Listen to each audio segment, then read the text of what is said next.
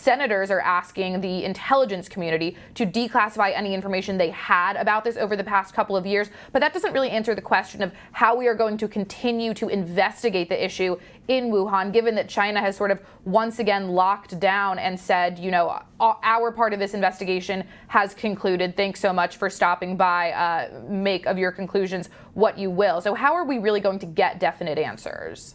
Well, a little bit of the problem is the horse has left the barn. I mean, giving it to the intelligence community and to report out in 90 days is really foolish. We're pretty sure that something happened there, and we're not going to get it from the Chinese, and they have probably destroyed all the records that they've had at the Wuhan Institute of Virology anyway on the gain of function of it going forward. This is almost, I hate to say this, a lost cause because we're not going to get the right information. You can't believe the Chinese are going to give you that information.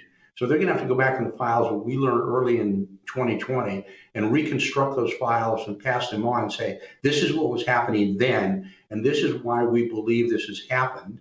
And again, I go back to the reactions of the Chinese at the time, the extreme reaction that they had when the virus came out, which was something we had never seen before.